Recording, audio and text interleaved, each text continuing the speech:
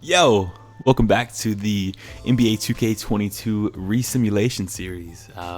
Where are we now? I think we are in 2017 offseason. Yes, a little recap of what just happened. We had the Golden State Warriors win the 2017 NBA Finals just as they did in real life, this time without Kevin Durant, without Klay Thompson. They had Ryan Anderson and Steph Curry, and they got it done. The Oklahoma City Thunder have lost 2 straight playoff appearances, which is kind of surprising after they won 6 in a row, and they have the most stacked roster you could possibly think of.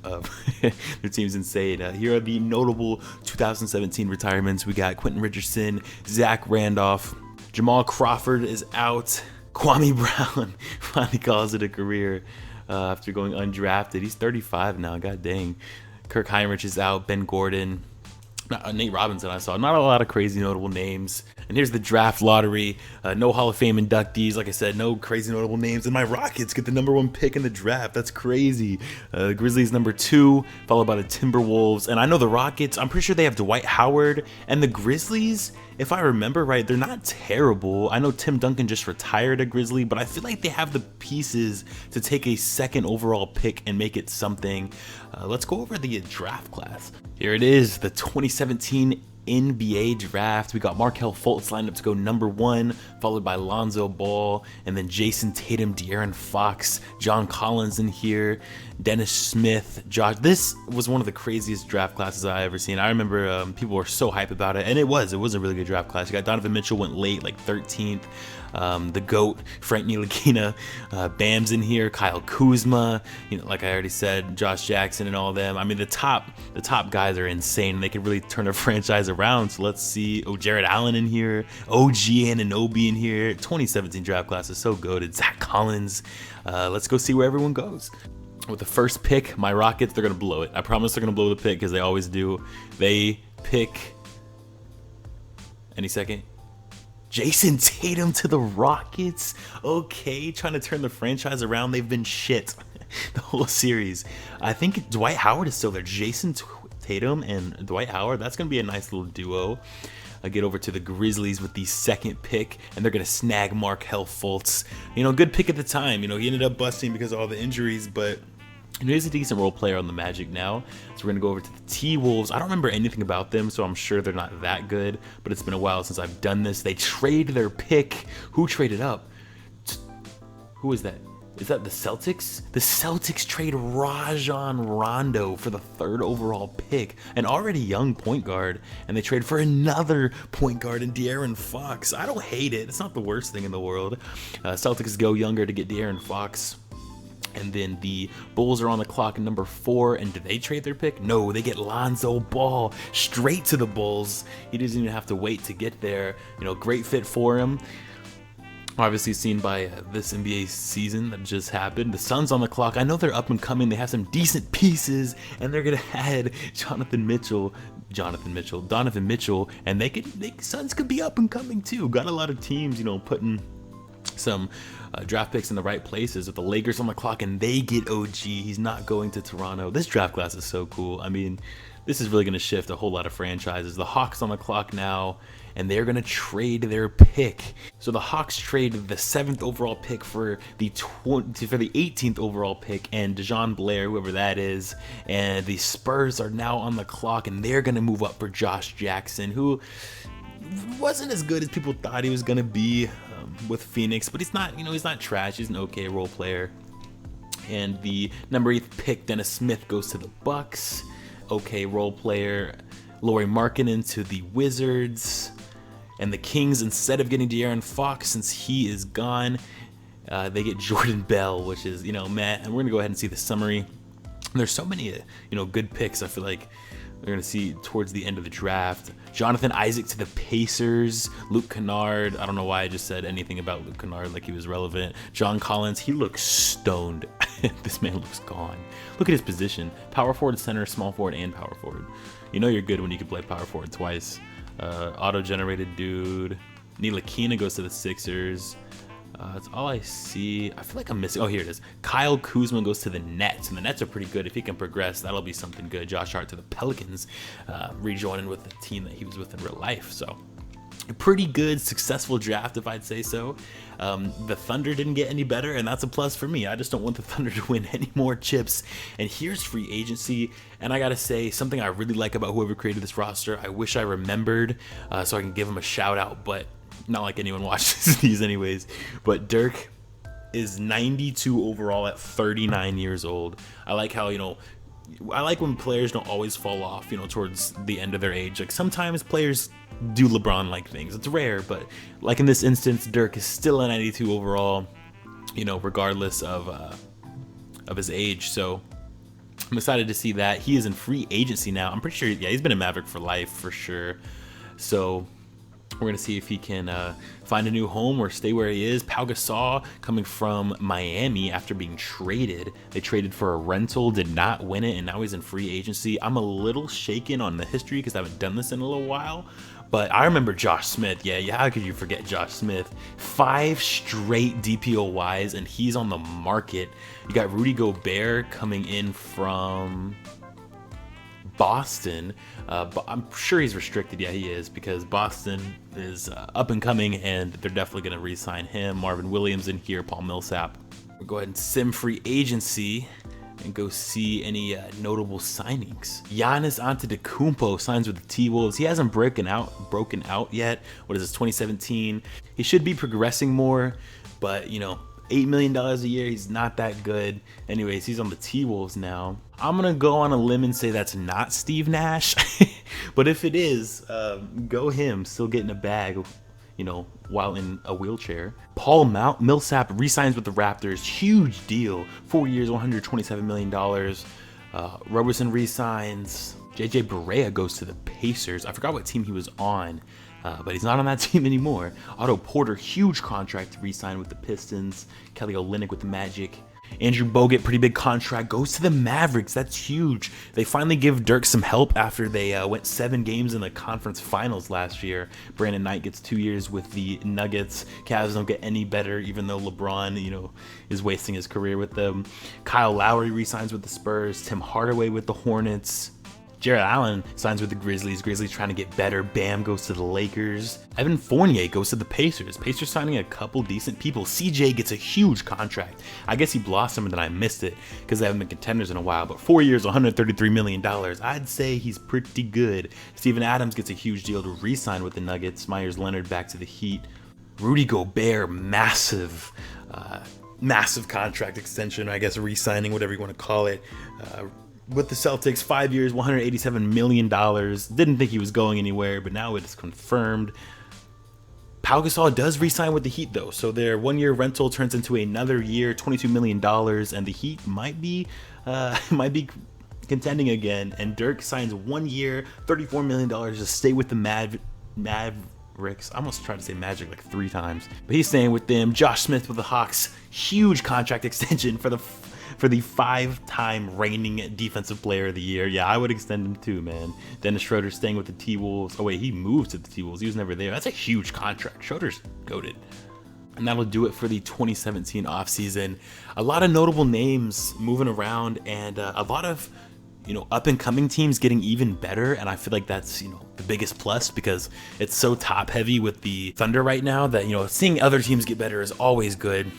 Speaking of teams getting better, we're going to go ahead and look at our contenders. We have the Golden State Warriors, reigning NBA champions, Steph Curry and Ryan Anderson, the power duo. We got the Wizards, I guess you can call contenders, good foundational core. And then I thought we were at the Thunder because this is what the Thunder team looks like pretty much, all these 90s. Anyways, Derrick Rose, haven't really done much. He did have a 38-point season. The guy's nuts for sure. Did he win an MVP? It's been so long, I don't remember. He did. He won it in 2026, what would that be for us? Of course, he didn't win that 2011 one because we resimmed 2011, and I think like KD won it that year or something. But anyways, Derrick Rose won it in 2015 apparently, and LeBron James got a little bit of help. Now he's got LaMarcus Aldridge, and they just re-signed CJ to a massive deal. So hopefully, these guys will. Oh, Tristan Thompson back on the squad. That's dope. Hopefully these guys will be able to, string it together and do something for the man LeBron, who has been struggling his whole career. The Celtics have a real chance. They have a very young Anthony Davis and a very young Rudy Gobert, and they just picked up De'Aaron Fox. So I feel like the Celtics are probably the best up-and-coming team. You got the Clippers, who won the chip 2 years ago with their power duo still there. The Grizzlies are okay. They got better because they got a Fultz, and Fultz is a bucket. Other than that, it's really just between Paul George and Fultz right now, trying to build that core. Here's the Heat still making a run for it because Dwayne Wade didn't regress too much, only about 2 overall. He's got $90 million left on his 2-year deal, so they're going to be overpaying him next year, but he's not regressing as much as I thought he would, and their big 3 is very old. Then they have Trey Lyles, and then I think, they've been contenders the whole video and haven't done anything, but they're a contender again this year. The Hornets are finally contending. Bradley Beal progressed enough, and Jimmer Fredette as well. The Jazz are okay as well. I mean, Drummond and Love is a good 1-2 punch. You got the Kings, probably one of my favorite teams in this, because John Wall has been popping off, but has somehow not won an MVP yet. Like last season, 32-10, 32-11, 28-10. Yeah, I mean, he's been probably second in run for MVP this whole series. So I do like this Kings team. They got Chris Bosh as well, Derek Brown, and Gary Harris, and I don't think they drafted anyone good. Yeah, they got Jordan Bell and Cedi Osman, but they're still an okay team that can give some playoff troubles. The Knicks, of course, still a contender. You got Cat and Conley, and then some good role players off the bench. And the Mavericks, I usually don't list them as contenders, but when you have Dirk and you get better, then you kind of have to list it. Who did they just get? Malcolm Brogdon, and I feel like they just signed somebody. It was Andrew Bogut. They signed Andrew Bogut from the Pacers, and so they got a little bit better. I mean, if you get better after making the conference finals, the next in line is the finals, right? So we'll see how they do. Then the Nets, of course, a competitor. They've made the chip, I think, twice. I don't remember if that. Yeah, I think they made it both the past 2 years, and they lost it both times. But they still have Kyrie and Brook Lopez, still progressing too. So Darren Williams is getting older, and they don't have a core at all. But at least they got Kuzma. Let's see if they can put it together with him. The Pistons are a decent little team. They got Kawhi, Cousins, and Otto Porter. If they can string it together, get some progression in, they'll be contenders for years. And the Rockets, I'll give a little honorable mention because they're my favorite team. We got Jason Tatum, Dwight Howard, Vucevic, and Alton Payne. I don't think Alton Payne's a real person, but I mean, it's good to see my team, pulling some things together. Rondae Hollis, Jefferson, Montrezl Harrell, Chris Dunn off the bench too. I mean, they look like they have a future, which is pretty surprising considering how this whole series has gone. The Spurs are honestly contending to Jokic and Porzingis, 22 years old, as your best 2 players, a 90 and an 86. I mean, there's just so many good up-and-coming teams right now. The Thunder are not going to be able to hold on for very long, and they haven't been. And speaking of the Thunder, easily the best team in this simulation, we got KD, James Harden, Russell Westbrook. You know the drill. Jeff Green's still here. They traded Ibaka, which is... they traded Ibaka, but Stoudemire is the one with a massive contract, and they can still... He is making $26 million as a 74 overall, and they can still pay Brandon Jennings. They can still pay Jeff Green, Russell Westbrook, James Harden, and KD. I don't know how they do it. I thought their team was going to fall apart because they were paying Amari Stoudemire so much when he was getting so old, but they're still, perfectly intact. No young players besides Thon Maker to really progress, though. Doesn't matter when you have these 3. I mean, they're favorites to win it every year. And yeah, those are our contenders. I went over a little bit more than just contenders, but I feel like it's good to go over those, young teams who are progressing. And I'm gonna go ahead and simulate to the end of this 2018 season. I'll meet you at the awards. Well, I guess the Thunder are back to taking over the league. Kevin Durant is in the 50-40-90 club again. 28-9-5, and he put up DPOY type numbers with those steals and blocks. He shot 96% from the free throw line. That is crazy. The 3-point percentage is crazy too. And if he's attempting that many 3-point shots and his field goal percentage is still a 50, yeah, man, I mean, the dude is lined up to be the GOAT. I mean, I think he's arguably the greatest player of all time from this simulation. Competing with MJ, of course, because LeBron is garbage. Markelle Fultz, Rookie of the Year, and he wasn't the first overall. I guess the Rockets picked wrong. No, I'm just playing. And then Julius Randle, 6-man, DPOY. Yep, there it is. Kevin Durant. KD is insane. Most improved is Julius Randle takes a step up with the Pacers. Good to see. Good to see. And here are your all-NBA teams. Nothing surprising here right off the bat. Demarcus Cousins, always a 95. I didn't realize it was that high. I was going to say that was surprising. It definitely isn't. What is surprising is seeing LeBron and Curry this low, though, 95 and a 97, and they're on the second team and not the first. I guess that's what happens whenever, you have Kyrie, John Wall, and Kevin Durant taking up a lot of the spots. Third team, Jabari Parker on the third team. Ben Simmons coming in as a second-year player. That's crazy. D'Angelo Russell in here. I forgot Jabari Parker existed. He's on the Suns in this, a long-time Buck. Yeah, man, I mean, he's blossoming way better than he was ever in real life. Defensive teams, KD on the first. Oh, yeah, he won DPOY. I'm stupid. LeBron up here. Nothing else surprising between the two teams. And, your rookie team, just how you would expect it. Maybe Frank Jackson and Lauri Markkanen's a little surprising. You'd expect to see Jason Tatum a little bit higher, but maybe he got injured. Jared Allen on the second team as well. And here is your 2018 NBA playoffs. We're going to go ahead and check some of the trades that happened during the season, as well as some injuries. The Cavs and Bulls swapped Tristan Thompson and Joakim Noah. I don't remember how good Joakim Noah is at this point, but I know Tristan Thompson's a lot younger and probably around the same overall. So I'm kind of surprised to see that, but maybe Noah's a lot higher overall than I think because they paid Thompson and a second for him. So the Cavs are trying to win now, trying to get LeBron that chip. They've been trying to make moves for the past couple of years, so good to see that. Warriors trade Monte Ellis to the Cavs as well for Joe Johnson. A little swap happening there. A couple of teams just trying to get better. Serge Ibaka gets traded from the Bucks to the Pelicans, swapping for, that's Draymond Green. Serge and Draymond Green getting traded for a first and Jonas. That's a pretty big trade as well. I don't know how good Draymond is in this. I feel like I haven't said his name much, but of course Serge is a 6-time NBA champion. So Rudy Gay and Chris Bosh getting swapped. The Hornets trying to win now rather than later, which is a little questionable, but I'm not going to question it. Al Jefferson and Buddy Hield getting 1-for-1 swapped. As a Rockets fan, if you're an up-and-coming team and you trade one of your best guards, that's kind of questionable, but it is what it is. And those are all the trades. Not a lot of big name trades during this season. I feel like there were a lot more in the past. I'm gonna go ahead and look at the injuries now because we don't look at these enough. Josh Smith, I completely forgot that the DPOY was snagged by KD. Josh Smith does not win it because he's been injured. Man tore his right Achilles, and I don't know how many games he played. He only played 59 games, and then he snapped that Achilles, so that's why he didn't win DPOY, so I'm not going to hold it against him, you know what I mean? Blake Griffin is out for 4 to 6 weeks with an ankle injury. I don't see if the Clippers were in there, but that's going to be a huge deterrence if they are. The Suns are also deterred with Kemba Walker out. The Wizards also hurt with Gordon Hayward out. Trevor Ariza missing. Hassan Whiteside from the Pelicans also bruised his hip. Again, I don't know which one of these teams are in the playoffs, but the Knicks also have Mike Conley out, and I'm sure they're in the playoffs, and they are dismantled right now. You have Lonzo Ball hurt with the Bulls. They probably didn't make it, but just in case they did, I'll give him a shout out. Andre, still on the Sixers, he's out. They're probably not in the playoffs anyways.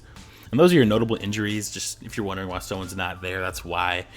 And this is what the 2018 playoffs look like. We have the Knicks actually did get the first seed, even though they have all these injuries. We'll see if they can hold on to it. I'm going to simulate the first round because I don't want to go over every team. The Bucks are gone.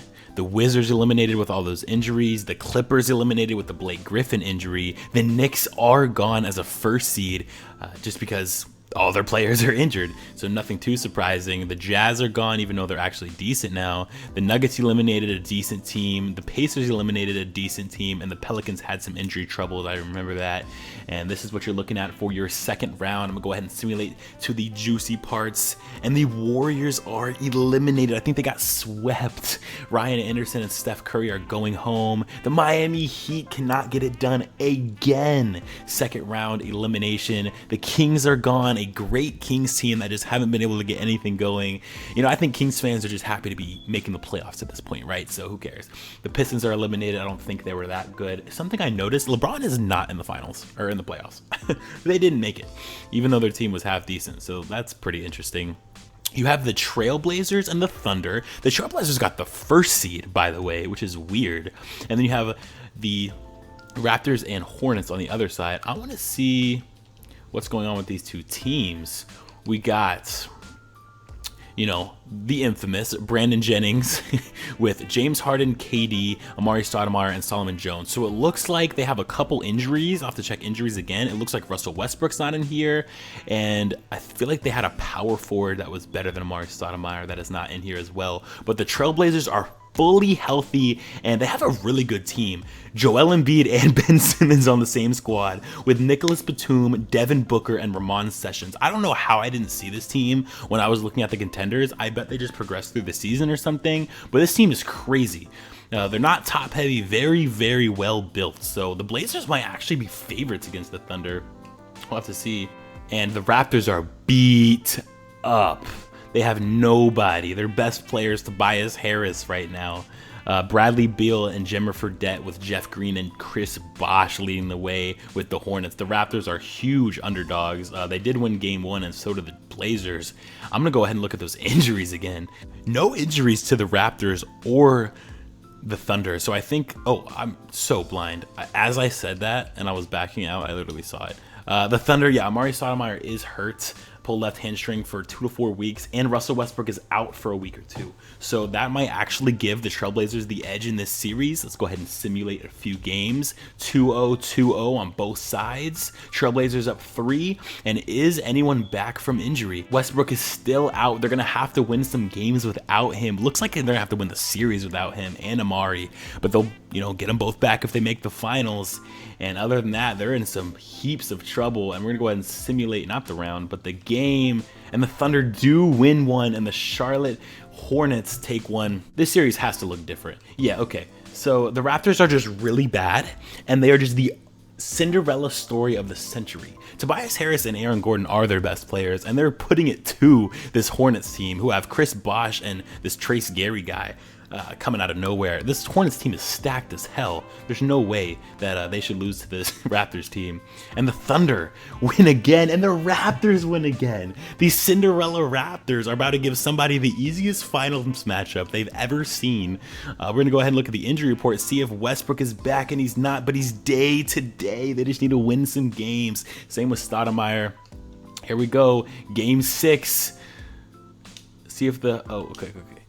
Well, there go the Hornets and the Raptors. Sorry, I forgot how to play my league because it's been so long. But I accidentally simulated the Raptors and Hornets series, and the Raptors upset the Hornets as the super Cinderella story. Only have like 282s as their best player, and they're in the NBA Finals. And here we are at this OKC Trailblazers matchup, and OKC's trying to hang on without Westbrook, with an injured Stoudemire entering the fourth quarter, with DPOY, Kevin Durant, who won the MVP as well, which is probably slightly more important, and they take the dub 132 to 126, and they're going to game 7 after coming back from 3-0. And let's go see if Westbrook's back. Westbrook is not back. He's still day to day, but Stoudemire went up 1 overall. They're going to have to win this series. This is pretty much the finals, because whoever wins this is winning the finals. The Thunder are going to have to win this series without Westbrook, and here we are going into game 7. They were down 3-0, and they have a huge lead going into halftime. The Blazers come back though, and here it is, up by 12 with 3 minutes left, and it looks like the Thunder are gonna get this one taken care of. They come back from a 3-0 deficit. Something disgusting happened for the first time last video with I think the Warriors did it to the Mavericks, and they went on to win the finals. And here's the Thunder against the Raptors. I have to see this matchup. Like, there is no... Paul Millsap came back from injury, or he was probably on the bench or something, so I guess they do have Paul Millsap as their best player. There is no competition here. Look at this matchup. Frank Jackson against Russell Westbrook, like, just feed the man. GG's. Like, GG's. Just that matchup alone. And then you look at KD and Aaron. Yeah, I mean, this is just not even fair. We're just going to simulate game 1. This is going to be a sweep. 2, 2-1, 3-1. And the Thunder have won their 7th NBA Finals in 9 years with the stacked roster that they have, and they're not going anywhere anytime soon. Russell Westbrook is your Finals MVP, almost put up a triple-double, 25, 12 and a half, and 9. That is disgusting. Thank you guys for watching the video. I haven't made one in a minute. I'm about to get back on the grind, and I'll see you guys in the next one. Peace.